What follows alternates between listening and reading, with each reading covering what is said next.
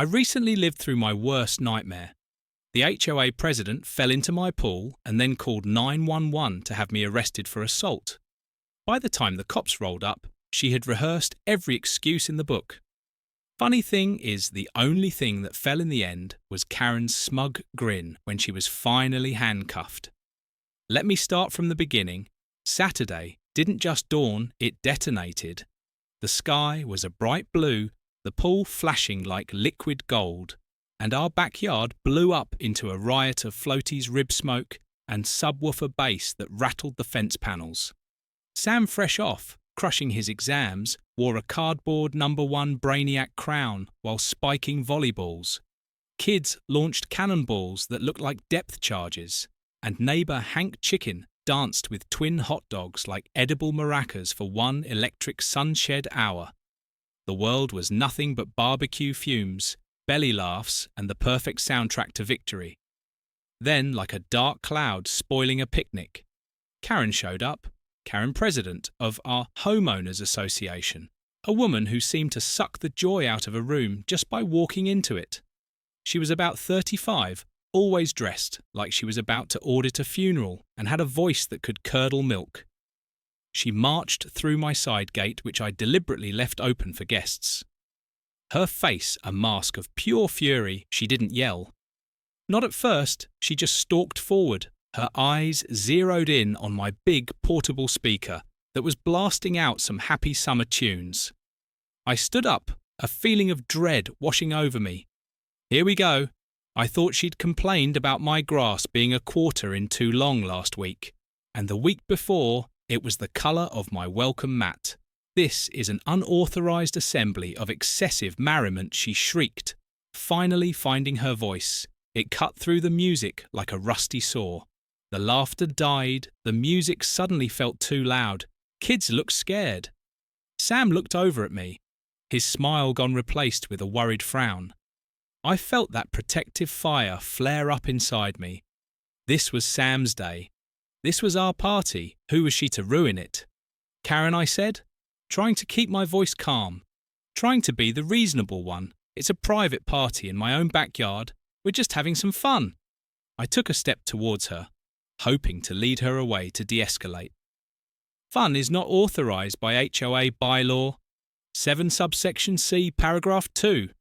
She screeched, jabbing a finger towards the speaker. This noise pollution will cease immediately. Her face was getting redder by the second Hank, bless his cotton socks, tried to intervene. Now hold on there, Karen. He started shuffling forward. It's a mighty fine party, and the young fella here, he's a good egg. Karen ignored Hank completely. Her eyes were still locked on that speaker. She was like a heat-seeking missile of misery. I will confiscate this instrument of auditory torture, she declared.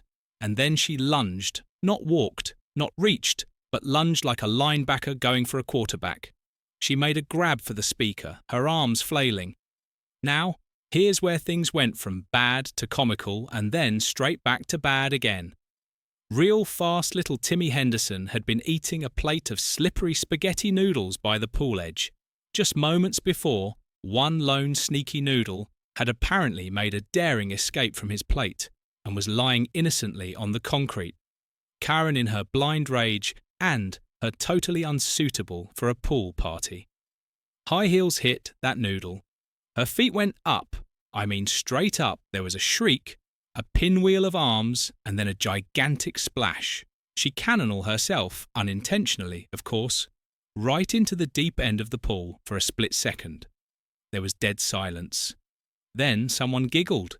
Then another. And then the whole party, kids and adults alike, erupted in howls of laughter. It was a sight, I tell you, Karen sputtering and flailing in the water. Her perfectly styled hair plastered to her face, looking like a drowned rat. Even Sam cracked a smile, though he tried to hide it. Hank was doubled over, tears streaming down his face. The laughter stopped pretty quick when she finally managed to grab the edge of the pool, gasping for air. Her eyes found me, and if looks could kill, I'd have been 6 feet under assault. She screamed, water pouring from her mouth. You pushed me, this man. Assaulted me. Call the police. I was stunned.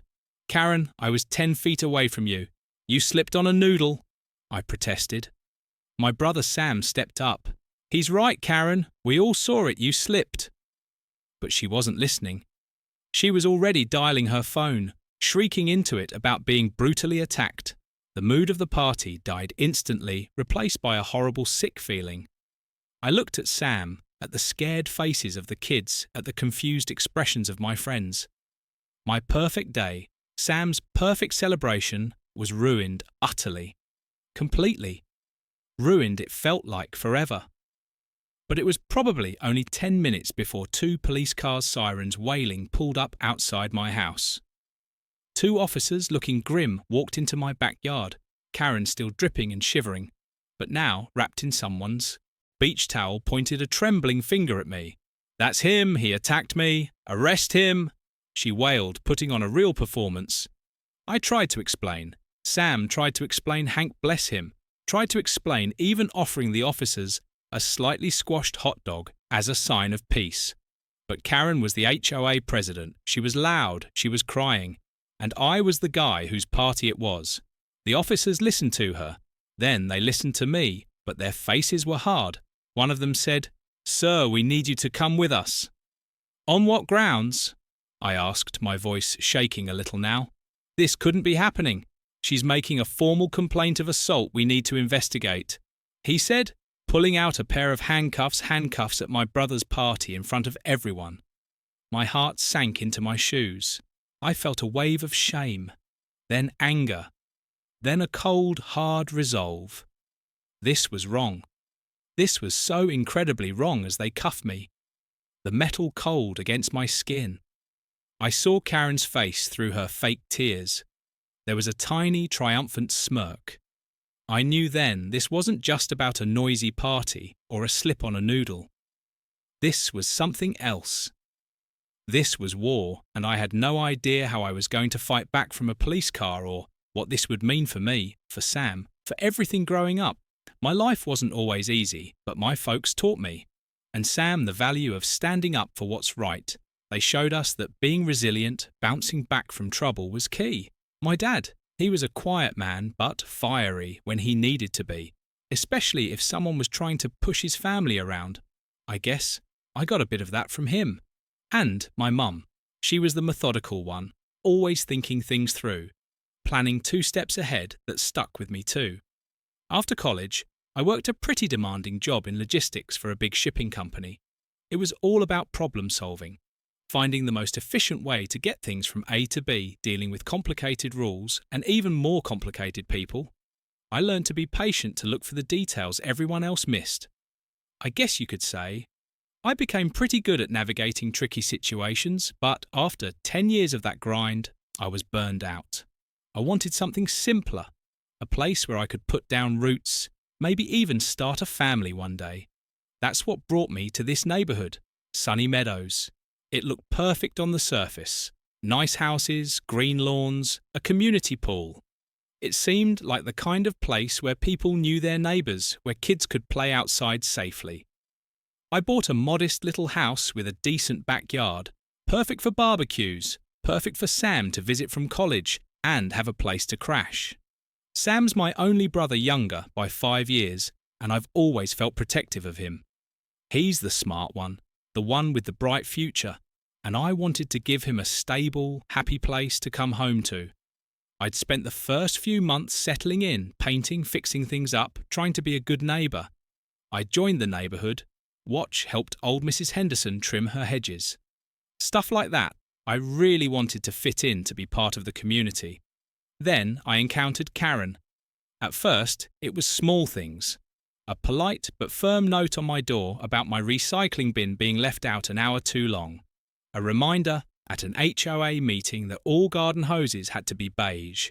Not green little power trips I'd heard whispers of. Of course, people at the local coffee shop would roll their eyes when her name came up. Queen Karen, they'd call her, or the bylaw Baroness. She'd been HOA president for 3 years, apparently unopposed in the last election because no one else wanted the headache of dealing with her. Or maybe they were just scared. She was known for her vendettas for making life miserable for anyone who crossed her. Even accidentally, she was only 35, but she carried herself like a tiny, angry dictator. I'd mostly just tried to stay off her radar. Follow the rules, keep my head down. I wasn't looking for trouble. I'd had enough of that in my old job. The party for Sam was meant to be a purely happy occasion. He'd just finished his toughest semester passed with flying colours and was heading off to a prestigious internship. I was so incredibly proud of him. I wanted to show him how much his hard work meant. I had invited a bunch of my new friends from the neighbourhood, people I'd gotten to know, who seemed decent and friendly. I even invited Hank, who lived across the street. Hank was a retired postman, a bit eccentric, always full of wild stories and even wilder conspiracy theories, but he had a good heart. He'd taken a liking to me, and Sam said we reminded him of his own boys when they were young. He was harmless, a real character. So when Karen stormed in, it wasn't just an interruption. It felt like a personal attack, an invasion. It was an attack on Sam's achievement, on my hospitality, on the simple joy we were all trying to share. My protective instincts went into overdrive. I wanted her gone, but I also wanted to handle it peacefully, to not stoop to her level. That's why I tried to be calm, to reason with her, but reason, I was quickly learning, was a foreign language to Karen. She seemed to thrive on conflict, on imposing her will, the way she lunged for that speaker. It wasn't about noise. It was about power. It was about showing everyone who was boss, and then the slip, the splash. The accusations sitting in the back of that police car, the cuffs digging into my wrists. I felt a strange mix of emotions. There was the burning shame of being arrested in front of my brother, my friends, the neighbourhood kids. There was the cold fury at Karen for her lies, for her maliciousness. But underneath it all, there was also a flicker of that old resilience, that methodical part of my brain starting to click and whir. This wasn't just a random piece of bad luck. This was a deliberate act of aggression by someone who enjoyed wielding her petty power. And I knew deep down that I couldn't just let this go. My dad wouldn't have. My mum would have started making a plan. How far will a man go to defend his own, his home, his brother's celebration, his own name? I was about to find out. The drive to the station was quiet, but my mind was racing. Karen had picked a fight with the wrong guy. She just didn't know it yet. What I didn't know was how deep her vindictiveness ran, or how complicated this was about to become. The police station was cold and impersonal. All grey walls and harsh fluorescent lights. They took my fingerprints, my photo, like I was some kind of hardened criminal. I kept replaying Karen's slip and fall in my head, then her furious lying face assault. It was absurd, but the officer typing up the report didn't seem to think so. He just grunted and kept typing my brother Sam. Bless his heart had followed me to the station. He looked pale and worried, pacing in the small waiting area. They had grudgingly allowed him into seeing him like that. So upset because of me, twisted something in my gut. This was supposed to be his happy day. Now he was in a police station watching his older brother get booked, that protective fire. I felt earlier it was now a steady burning coal of anger. Don't worry, Sam. I tried to reassure him when they let me make a call. This is just a big misunderstanding. It'll get sorted out. But even as I said it, I wasn't so sure. Karen's triumphant smirk flashed in my mind. She wanted this. She wanted to hurt me. Getting out on bail took hours and a chunk of my savings. I really couldn't afford to lose, walking out of that station. Blinking in the late afternoon sun felt like walking out of a nightmare. But the nightmare wasn't over. Not by a long shot. Sam drove me home. The party was long dead. Of course, my backyard looked like a crime scene littered with deflated floaties and half-eaten plates of food. Hank was there, sitting on my porch swing. Looking dejected, he'd apparently tried to reason with the officers after I was taken away, offering them his detailed theory on how stray spaghetti noodles were a known tripping hazard, often used by nefarious agents. They hadn't been amused. They wouldn't listen, son, Hank said, shaking his head sadly. That Karen, she's got him bamboozled, said you were a menace to society. A menace to society, me the guy who organised the neighbourhood litter pickup last month? The absurdity was almost laughable, if it wasn't so serious. The next few days were a blur of fear and frustration. I got a letter in the mail, formal charges assault in the 3rd degree. My stomach dropped. This wasn't just going to blow over. Karen was pressing forward hard. Then came the notice from the HOA slid under my door. It was an official reprimand for creating a public disturbance and get this reckless endangerment due to uncontained pasta products. I kid you not, uncontained pasta products. It was signed by Karen, of course, as president and countersigned by 2 other board members, a Mr. Grumbles and a Mrs. Perkins, who I barely knew, but who were apparently Karen's loyal cronies. I had to find a lawyer that was the first, most urgent thing. The lawyer I found, a guy named Henderson, who was recommended by a colleague, was expensive. He listened to my story, nodding sympathetically, but his face was grim. Hire disputes can get nasty, he said. And an assault charge, even a bogus one, is serious. We need to fight this. The "we" sounded expensive too. Sleep became a luxury. I'd lie awake at night staring at the ceiling thinking about court dates, legal fees, the damage to my reputation. What if I lost? What if I ended up with a criminal record, all because Karen couldn't watch where she was going and had a personal vendetta? How far would she take this? How far would I have to go to defend myself to clear my name? My methodical brain started kicking in. I needed a plan. I needed evidence. I needed to understand exactly what I was up against. Sam was a rock. He called me every day. "We'll beat this, bro," he'd say. His voice full of a confidence I didn't feel. Everyone saw what happened. Truth is on our side. I wished I shared his optimism. Truth often got twisted in legal battles, and Karen was a master twister. I started talking. To the people who were at the party, most were sympathetic, willing to be witnesses, but a couple of them, folks who lived closer to Karen, suddenly got very vague memories. "Oh, I wasn't really watching that closely."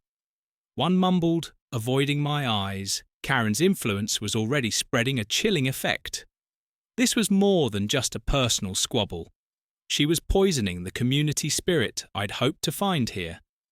The initial shock was wearing off, replaced by a steely determination. I was resilient. I told myself I'd faced tough situations before this was just another one. Albeit with higher stakes, I wasn't going to let Karen bully me into submission. I wasn't going to let her ruin my life over a slippery noodle and a bruised ego. The core question kept nagging at me. How far will a man go to defend his own, my home, my reputation? My peace of mind, they were all under attack, and I was starting to realise I'd have to go pretty far. The battle lines were drawn. Karen had fired the first shots, big ones. Now, it was my turn to figure out my defence and maybe, just maybe, a counterattack. But where would I even begin to find a weakness in Karen's perfectly constructed armour of rules and regulations? The legal battle began, and it was like wading through thick, sticky mud. My lawyer, Mr. Henderson, was competent but expensive, and every letter he sent, every phone call he made, felt like another drain on my rapidly shrinking bank account. Karen, on the other hand, had apparently hired a lawyer straight off a billboard, a flashy guy named Rexford Billingham, all slicked back hair and shiny suits. He looked like a shark, and he acted like one too, filing motion after motion trying to bury us in paperwork. It was clear Karen was pulling out all the stops, probably using HOA funds to fuel her personal vendetta. Though I couldn't prove that yet. Sleep was a distant memory. I'd spend my days going over witness statements, trying to remember every tiny detail of the party, and my nights staring at the ceiling, the what-ifs chasing each other around in my head. What if the judge believed Karen? What if those hesitant neighbours caved under pressure and changed their stories? The stress was immense. Sam tried to keep my spirits up, sending me encouraging texts and links to funny cat videos. But even he was starting to look worried during our calls. He even offered to chip in for legal fees from his internship money, but I shut that down immediately. This was my fight, not his. I was supposed to be the protective older brother, not the one dragging him into my messes. Hank, in his own unique way, tried to help. He'd show up at my door with intelligence reports one day. It was a blurry photo of Karen's cat, which he claimed was acting suspiciously, probably a spy. Another day, he presented me with a meticulously drawn map of Karen's sprinkler system, convinced it was somehow key to her downfall. "If we can just reroute Pipe 3B, he'd whisper, eyes wide with conspiracy, "we can flutter prize-winning petunias that'll show her." While his help was utterly useless from a legal standpoint, it did provide some much-needed comic relief. It was hard to stay completely despondent when Hank was explaining how squirrels could be trained for reconnaissance missions. My methodical side took over. I started a detailed log of every interaction with Karen, every notice from the HOA, every little slight. I reread the HOA bylaws again and again, a thick, mind-numbing document full of arcane rules and petty restrictions. It was like deciphering an ancient, boring language. Karen, meanwhile, seemed to be revelling in her power at the monthly HOA meetings, which I now attended religiously. She'd make snide remarks, barely veiled threats, all while maintaining an air of wounded victimhood. She'd look right at me, a little smirk playing on her lips as she announced new safety initiatives, clearly aimed at making my life more difficult one week. It was a new rule about barbecue smoke trajectory.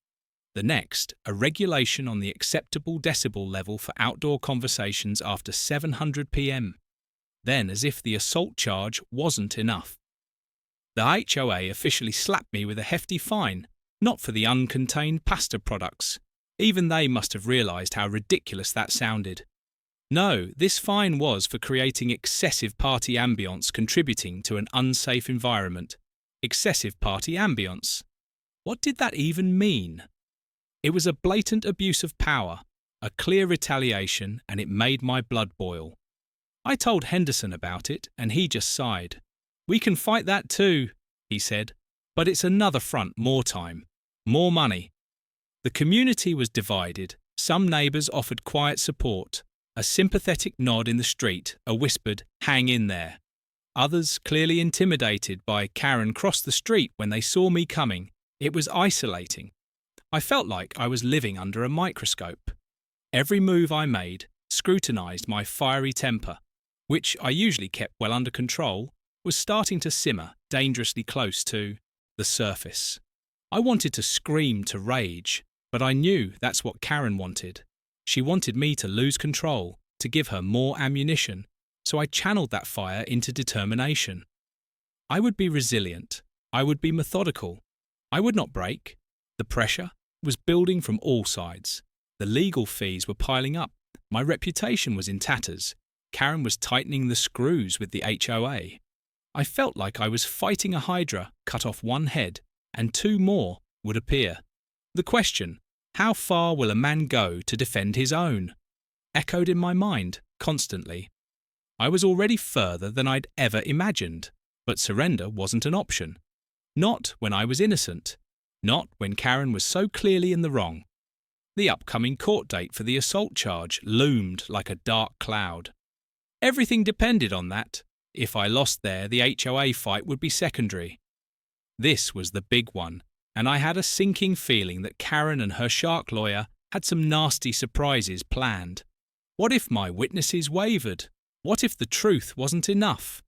The courtroom was intimidating, high ceilings, dark wood panelling, an American flag standing solemnly in the corner. It all felt very heavy, very serious. I sat at the defendant's table with Mr. Henderson, my heart thumping like a drum solo. Sam was in the gallery looking pale, but giving me a thumbs up. Hank was there too. Surprisingly dressed in a slightly too small suit, clutching a worn copy of Know Your Rights and Lefts across the aisle. Karen sat with Rexford Billingham, her lawyer. She looked smug, occasionally dabbing at her eyes with a handkerchief for the judge's benefit, though there wasn't a tear in sight. Billingham was all polish and confident schmoozing with the prosecutor, like they were old pals. The prosecution laid out their case. Karen was painted as a dedicated community leader. Brutally assaulted while trying to enforce reasonable neighbourhood rules, her testimony was a masterpiece of melodrama. She wept, her voice trembling, as she described how I'd menacingly approached her, how I'd violently shoved her into the pool. It was pure fiction, but she delivered it with such conviction, I almost started to doubt my own memory. Billingham looked like he was conducting an orchestra of lies. My lawyer Henderson cross-examined her, pointing out inconsistencies, but Karen stuck to her story, shedding more crocodile tears. Then it was our turn. We had witnesses, friends who'd been at the party, who'd seen everything. They testified clearly, one by one, that Karen had slipped, that I hadn't touched her. But Billingham, true to his shark-like reputation, tore into them on cross-examination. He twisted. Their words implied they were biased, that they were covering for me. He made one of my best witnesses a sweet older lady named Martha. So flustered she started crying. It was brutal to watch. I could feel my hopes sinking. The judge, a stern-faced woman named Judge Miller, listened impassively. Her expression unreadable. Henderson had told me about the security camera.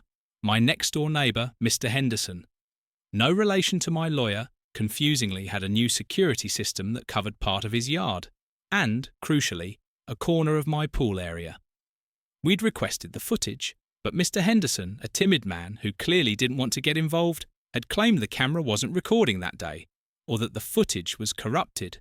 Karen probably got to him. I figured it was a dead end or so. I thought we were nearing the end of the defence. Things looked grim. Henderson was doing his best, but Billingham was a showman, and Karen was a convincing actress.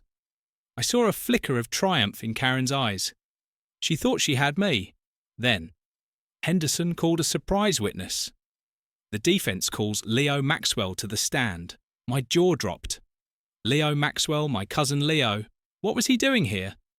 Leo was a genius with computers, a bit of a tech whiz, but he was also a self-proclaimed meme lord who usually communicated in internet slang and wore T-shirts with ironic slogans. He lived 3 states away. What on earth could he contribute?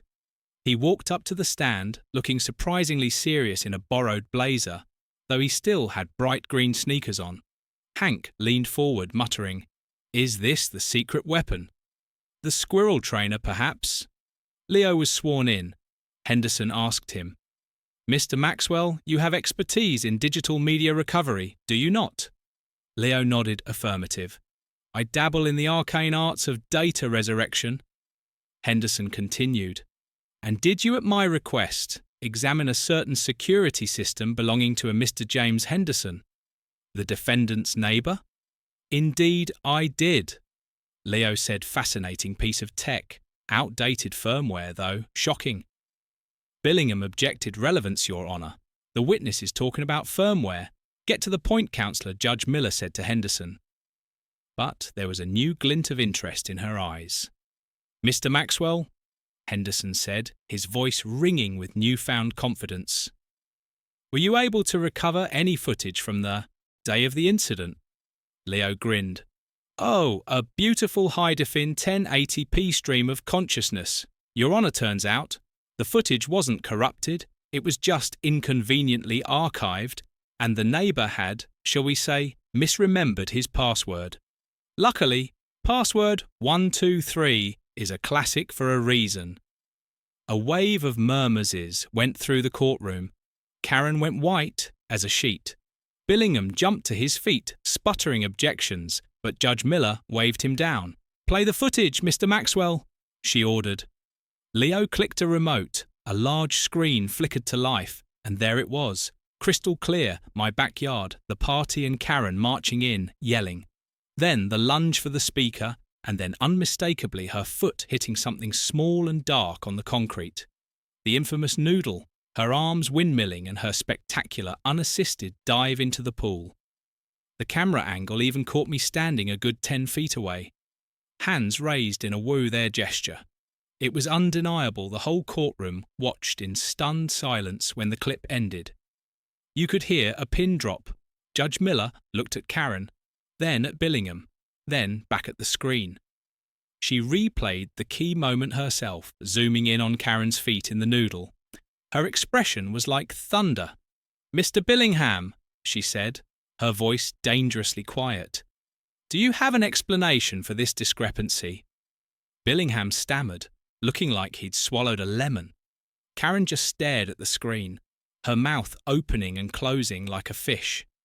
It didn't take long after that. The prosecutor, looking embarrassed, quickly moved to dismiss all charges. Judge Miller granted it, immediately banging her gavel with a satisfying thud. "Case dismissed," she declared. Then she fixed Karen with an icy glare. "Madam," she said, "perjury is a serious offence. You would do well to remember that I felt a wave of relief so intense my knees almost buckled. Sam rushed over, beaming, and clapped me on the back. Even Hank was dabbing his eyes, though this time with genuine emotion, muttering something about the triumph of the common noodle. Leo gave me a discreet fist bump. We had won. The assault charge was gone. Justice, or at least the legal version of it, had prevailed, thanks to my meme Lord Cousin and a forgotten password. But as I watched Karen practically slink out of the courtroom, her face a mask of cold fury, I knew this wasn't over. She'd lost this battle, but the war that was far from finished. And what about that ridiculous HOA fine for excessive party ambience that still hung over my head? A reminder that Karen still had power in Sunny Meadows, and she was definitely going to use it. The victory in court was sweet. No doubt about it, walking out of that courthouse, a free man with the assault charges officially wiped away, felt like a 10-ton weight had been lifted off my shoulders. Sam was ecstatic, already planning a victory barbecue, though he jokingly suggested we stick to potato salad. No noodles allowed, even my lawyer, Mr. Henderson, cracked a rare smile. Cousin Leo was already texting his meme network about the Noodlegate tapes for a brief, glorious moment. I thought it was all over. I could finally get back to my quiet life in Sunny Meadows, but then reality in the form of an HOA stamped envelope hit me like a cold splash of water, much like Karen's involuntary pool dive. The fine for excessive party ambience, contributing to an unsafe environment, was still very much active, and the letter accompanying it, signed by Karen, was dripping with barely concealed venom. It informed me that failure to pay within 7 days would result in liens on my property suspension of community privileges. Like using the pool, I apparently endangered with my ambience and further unspecified enforcement actions. It was a clear message she might have lost in court, but she was still Queen Karen in Sunny Meadows, and she was going to make me pay one way or another. This was the crossroads part of me. The tired, financially drained part just wanted to pay the ridiculous fine and be done with it. It was a few hundred in the grand scheme of legal fees I'd already shelled out. It wasn't a fortune. Maybe if I just capitulated, Karen would finally leave me alone. Maybe Sam, usually the gung-ho one, surprised me by advising caution. "Look, bro," he said, his face serious. "You won the big one. Don't get dragged into another fight with her over this petty stuff. It's not worth the stress. Just pay it and move on. Enjoy your freedom." He was looking out for me. I knew he'd seen how much the court case had taken out of me. He was being protective in his own way. Hank, predictably, had other ideas. He showed up with a tinfoil hat, slightly askew, his eyes gleaming. "This is it, son," he declared, "the perfect opportunity. We infiltrate the HOA treasury, replace their funds with monopoly money.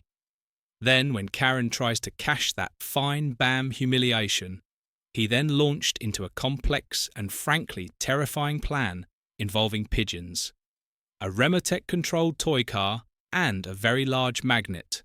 I had to gently steer him towards a cup of coffee and a less felonious strategy. But Sam's words and Hank's enthusiasm made me think, could I just pay it? Could I let Karen win this? Even a small victory after everything she'd put me through, after she'd lied under oath, after she'd tried to ruin my life. The fiery part of my personality, the part I got from my dad, roared to life. No, absolutely not. It wasn't about the money anymore. It was about the principle. It was about justice. It was about not letting a bully get her way. How far will a man go to defend his own? Well, I'd come this far. Turning back now felt like a betrayal of everything I'd fought for. My methodical side kicked in if I was going to fight this. I couldn't do it with anger alone. I needed a plan, a strategy. Karen operated within the HOA rules, or at least she twisted them to her advantage. I needed to understand those rules better than she did. I needed to find a way to fight her on her own turf, using her own weapons. I spent days poring over the HOA covenant conditions and restrictions, the dreaded CC and RS. It was like reading stereo instructions written by a very angry lawyer. But slowly an idea began to form. The bylaws were a double-edged sword. They were restrictive. Yes, but they also laid out procedures.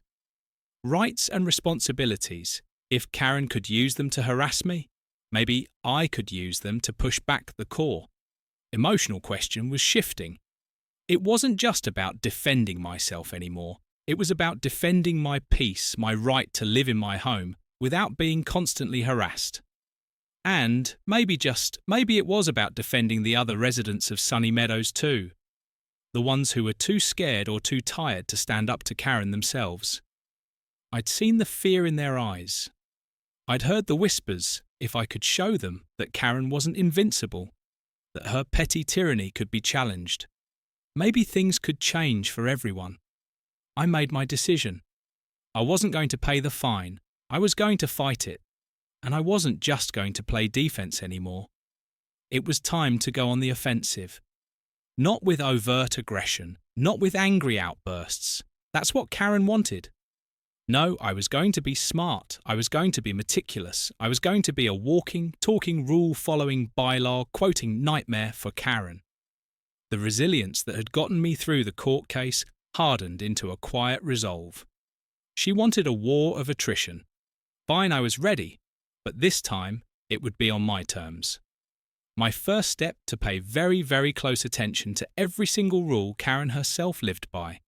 And I had a feeling that someone who dished out so many regulations might not be so perfect at following them all herself. Where would I find her? First slip-up, my new strategy was simple, malicious compliance.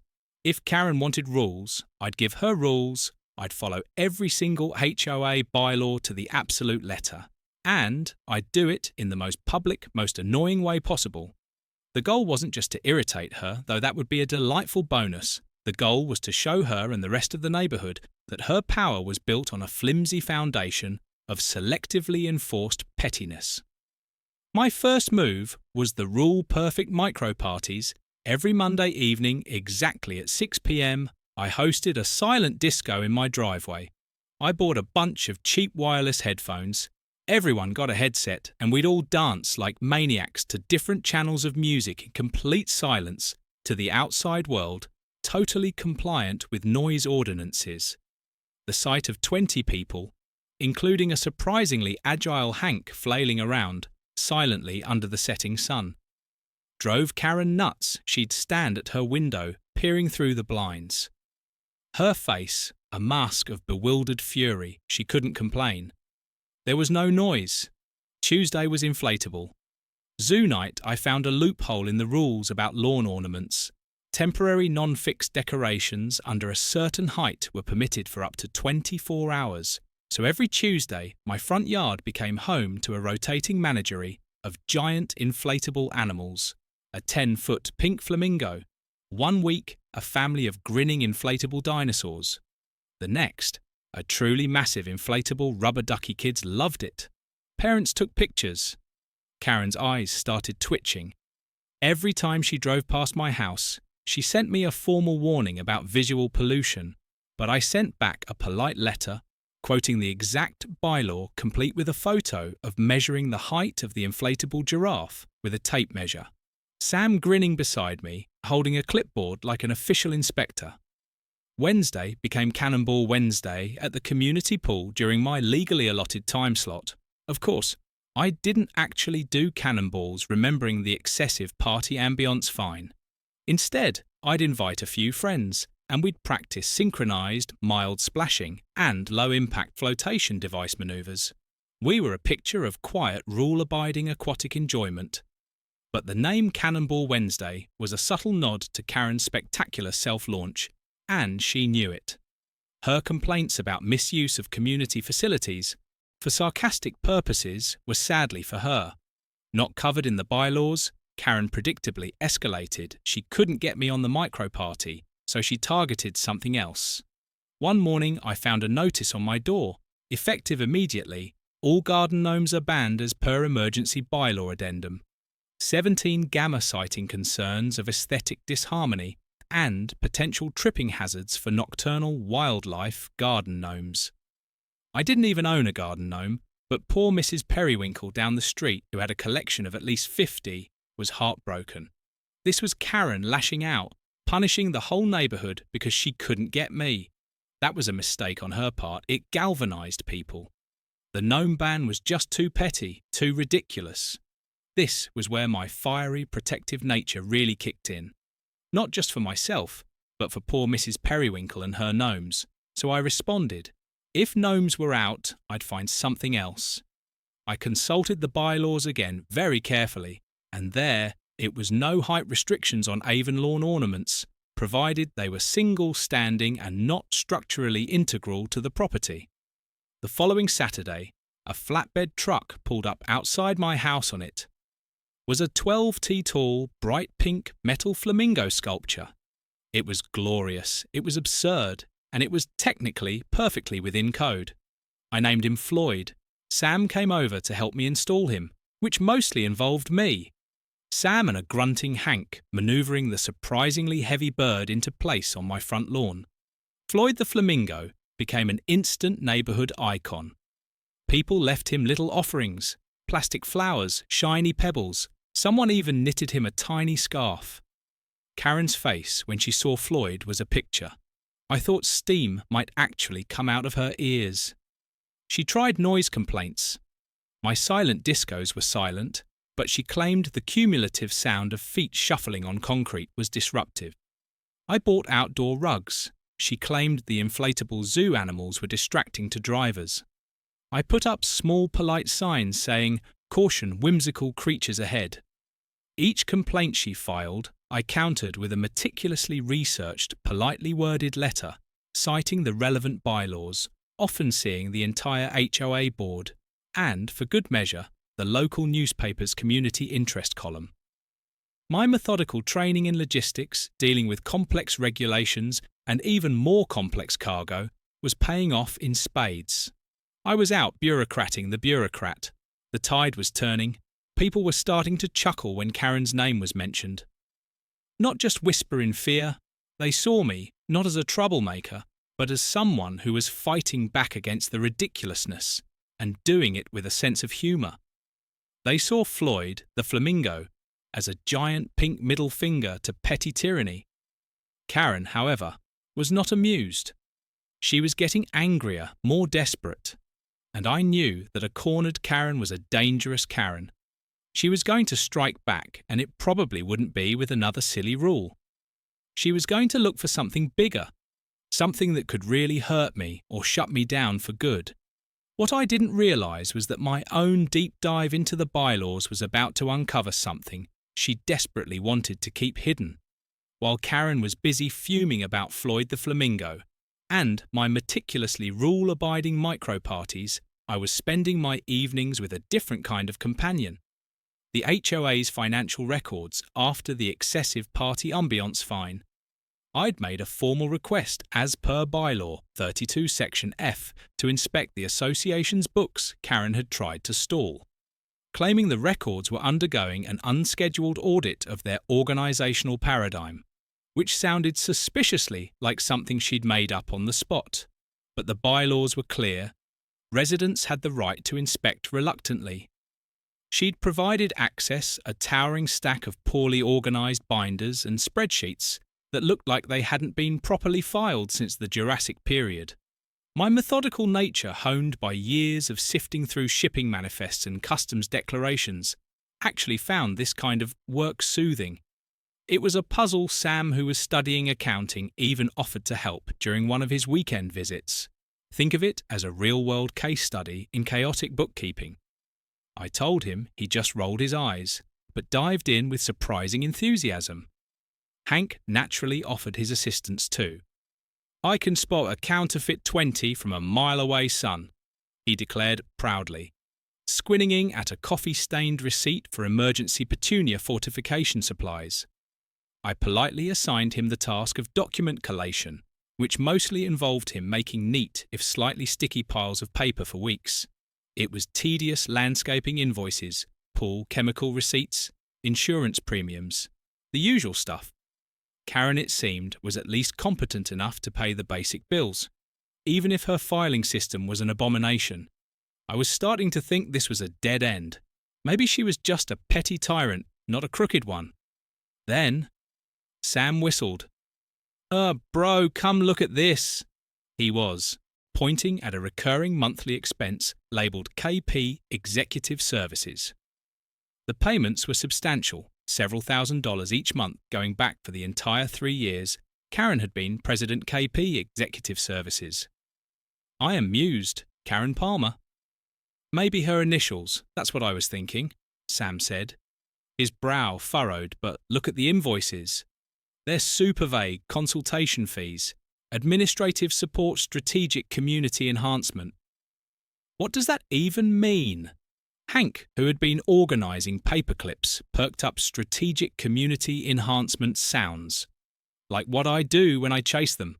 Darn squirrels off Mrs. Periwinkle's bird feeder. Do I get a consulting fee? This was it. This felt wrong.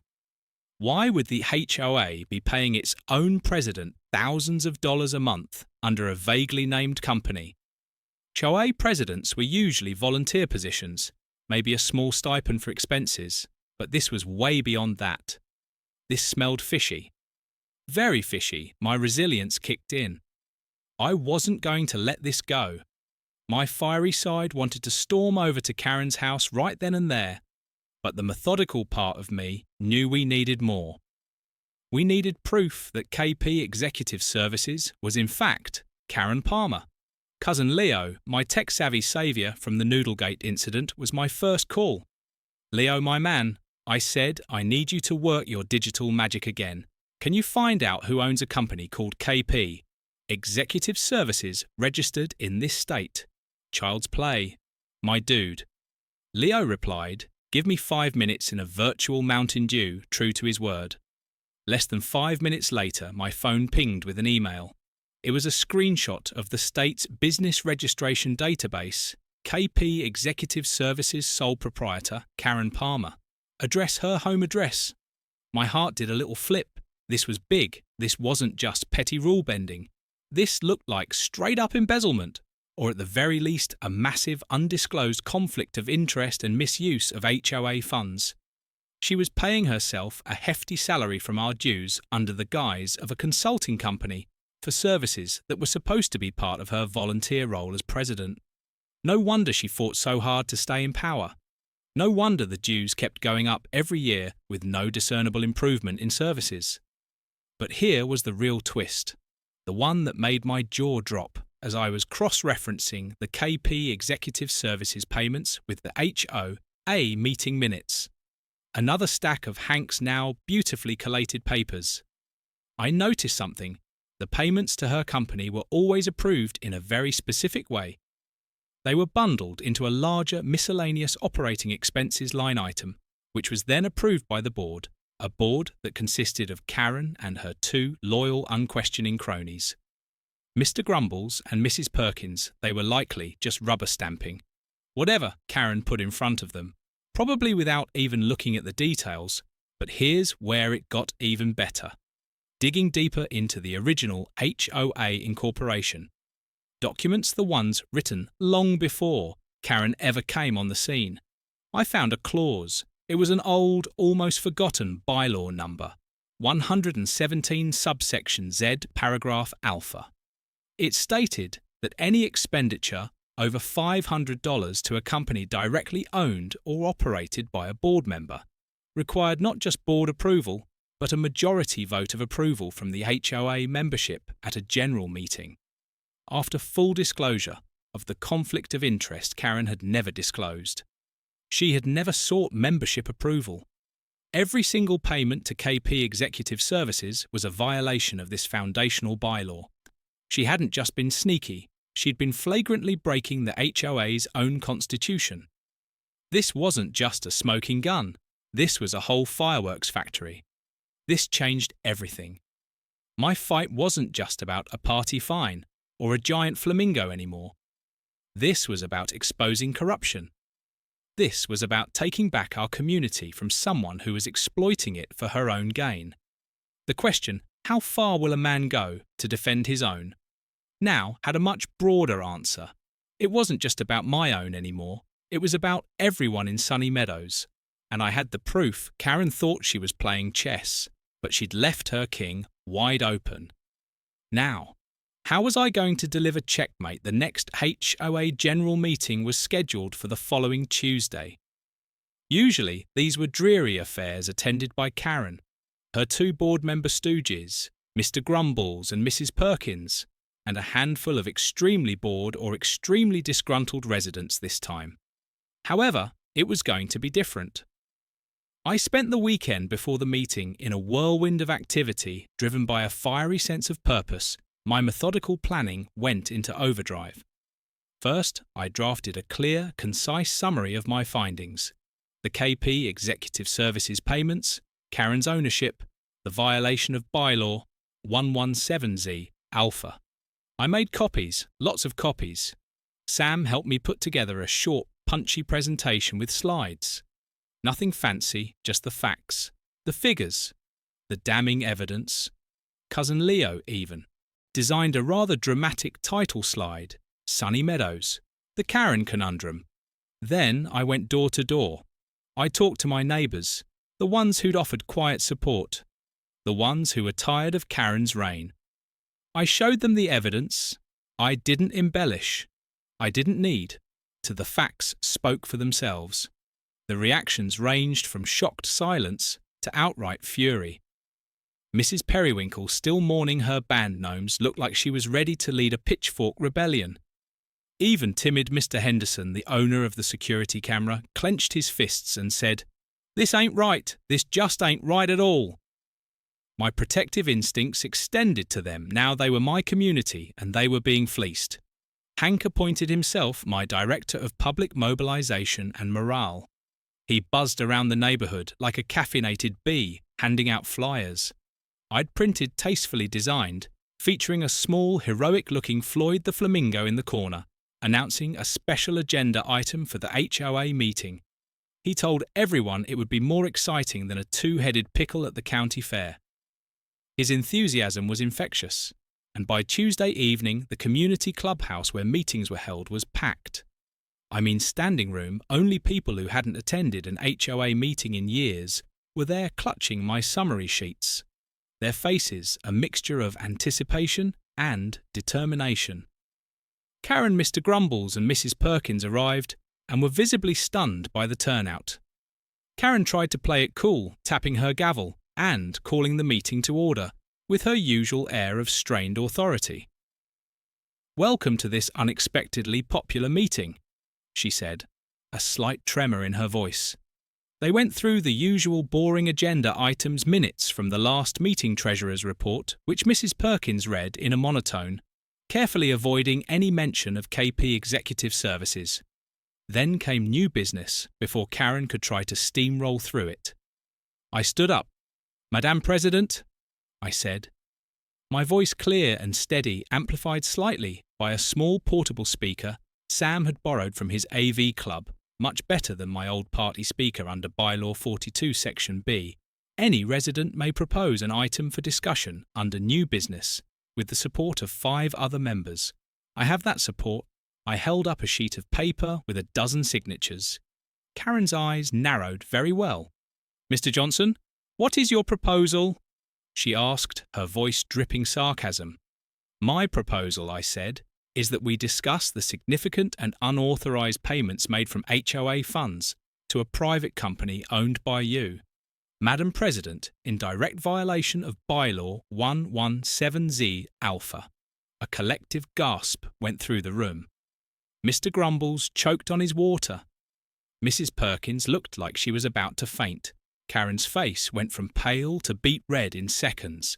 That is an outrageous and slanderous accusation. She shrieked, banging her gavel. This is out of order. I will not have my good name dragged through the mud by this delinquent.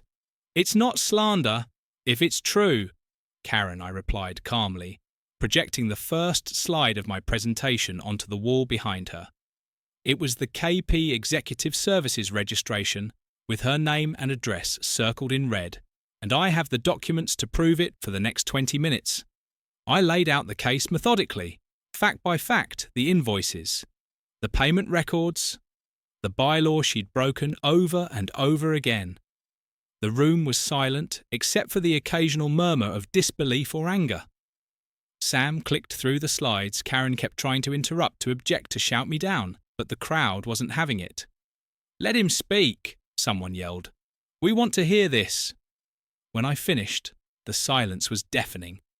Then old Mrs. Periwinkle stood up, her voice quavering but firm.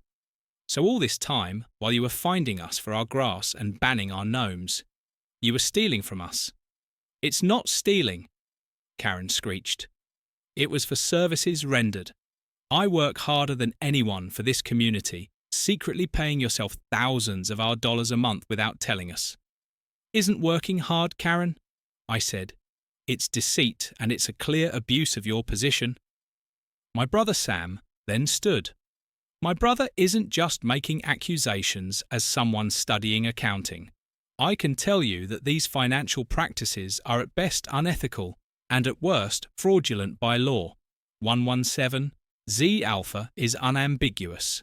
His calm, factual statement lent even more weight. Then Hank, in a moment of pure, unplanned genius, piped up from the back. Hey Karen, if your executive services are so darn good, how come you couldn't even see a slippery noodle on the ground? A wave of laughter, sharp and cathartic, swept through the room. It broke the tension, and I think broke Karen's last shred of composure. She just stood there sputtering, defeated the motion. I proposed was simple, an immediate independent audit of all HOA finances for the last 3 years, a vote of no confidence in Karen Palmer as president, and the formation of a temporary committee to oversee new elections and review the bylaws when it came to the vote. It wasn't even close. A sea of hands went up for each part of my motion. Karen Grumbles and Perkins were the only 3. Nay votes, her reign was over. The look on her face wasn't anger anymore. It was a sort of stunned, hollow disbelief. Her empire of petty rules and secret self-enrichment had crumbled as people started to file out, buzzing with excitement and relief. I felt a profound sense of satisfaction. It wasn't just a personal victory. We, the community, had stood up and taken back control. How far will a man go to defend his own? He'll go as far as it takes to protect not just himself, but the truth and the community he calls home. But what would the aftermath look like? And what would happen to Karen now that her cash cow was gone? The aftermath was swift and surprisingly smooth. The independent audit confirmed everything. And then some Karen had been even more creative with expenses than we'd realised. She resigned from the HOA board via a curt misspelled email before they could formally oust her, and shortly after a for sale sign appeared on her lawn. Good riddance, Mr. Grumbles and Mrs. Perkins also quietly stepped down, their reputations in tatters. Sunny Meadows was free. We formed a new interim HOA board full of sensible folks who actually cared about the neighbourhood. Their first act to repeal the gnome ban. Mrs. Periwinkle's gnomes returned to her yard in a triumphant, colourful parade. My ridiculous, excessive party ambience fine was of course immediately rescinded, and an apology issued. Floyd, the flamingo, remained proudly on my lawn, a beloved pink monument to our collective victory. the community pool rules were revised to allow for reasonable levels of joyful splashing. The legal fallout for Karen was significant. The audit findings were turned over to the authorities, and last, I heard she was facing some serious questions and potential charges that went far beyond HOA bylaws. Her billboard lawyer, Rexford Billingham, was nowhere to be seen. Turns out even sharks swim away from a sinking ship life in sunny meadows, settled into a new, better normal. The HOA meetings became productive. Even friendly people started talking to each other again. Organising block parties with actual non-silent music and taking pride in our community. Not because of fear of fines, but because it was ours. Sam finished his internship with flying colours, proud of his big brother. Not for fighting, but for standing up for what was right. Hank became the unofficial Minister of Fun, always ready with a quirky idea or a terrible joke, for me. The whole ordeal was a profound lesson. How far will a man go to defend his own? I learned that his own can mean more than just property or pride. It can mean his community, his principles and the simple right to live in peace and joy. It showed me that even in the face of petty tyranny and vindictiveness, resilience, a methodical approach and a little bit of fiery determination, plus a giant pink flamingo and a tech-savvy cousin, can bring about real change justice. It turns out sometimes just needs a little push and maybe a well-placed slippery noodle to get things started, and that my friends is a pretty satisfying